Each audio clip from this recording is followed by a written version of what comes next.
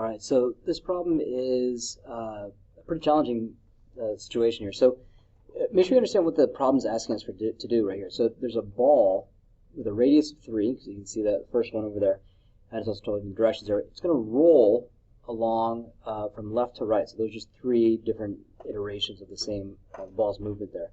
So it rolls until it hits the square right there at 10 units out, okay, in terms of the x direction.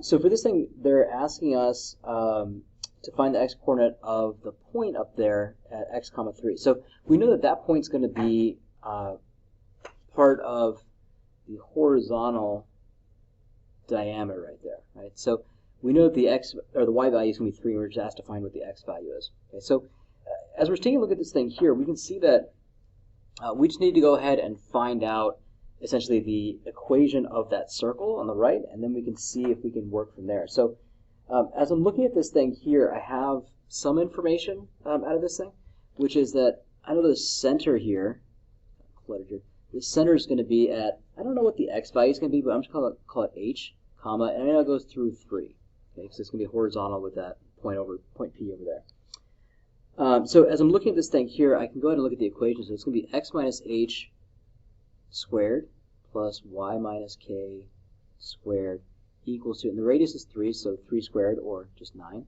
right there.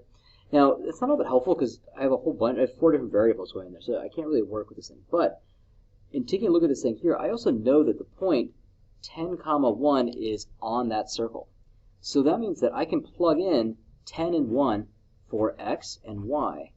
So 10 minus h squared plus 1 minus k squared equals to 9. Which helps out a little bit because we've gone through and eliminated 2 of those variables. Oh, and actually, I missed there too. I have the k value from the circle, the y coordinate, which is just 3, so y minus 3. There we go. So it makes it even a little better. So now I only have h in there. So as I'm looking at this thing here, if I expand out the 10 minus h, that quantity squared, it comes out to 100 minus 20h plus h squared. And then the next one is negative 2 squared, which is just plus 4, equals to 9. So remember, when we're going to solve any quadratic, we want to move everything to one side first, and then take a look at what we have before we decide what strategy we're going to use. Okay, so this is going to be 104 minus 9, so it's going to be 95, equals 0. So at this point, I use the quadratic formula to solve it, but we haven't done that yet. But you do have completing the square, so let's use that for this problem. So I have h squared minus 20h. So half of negative 20, negative 10 squared. I'm going to, oh, and I also moved the 95 over, negative 95. I'm going to square the negative 10, and I'm going to add it to both sides, so I'm going to add 100 over here. So remember, this left-hand side is just going to be h minus 10, 20 squared, so I can slide that right in there. And this is just going to be 5.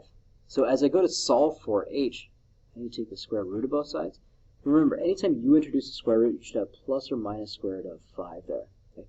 And so my last step here is I have 10 plus or minus square root of 5. Okay? Now, I have 2 different answers there, and it may not be apparent as you're taking a look at this thing here, but remember, I was trying to find h, which is the center of this circle. So 10 plus square root of 5, regardless of what square root of 5 is, that's going to be past where I want to go. I can see that the center is somewhere around 8. You know, it's a little bit less than 7, or less than 8, I think. So that means the positive version is not going to really work. So really, h is going to be at 10 minus square root of 5.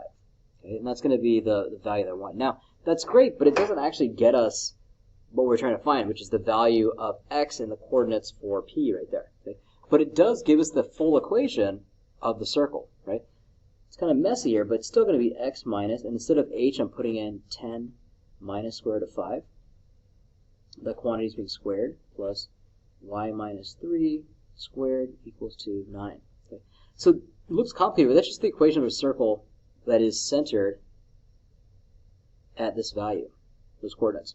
So the question, though, is asking us when when y is going to be 3, what is x going to be? So all I'm going to do is take 3, and I'll plug this in for y over here. So I have x minus 10 minus square root of 5, and I'm going to square that.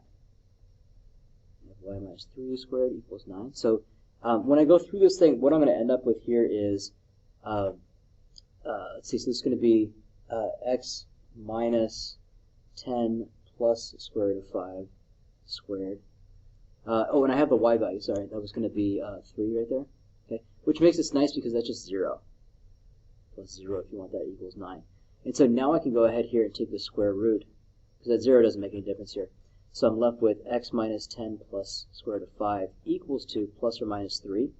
And so when I take a look at this thing and I get x by itself, I have 10 plus square root of 5, sorry, minus square root of 5, plus or minus 3. Now, if I put it in as a decimal approximation, I get out two values.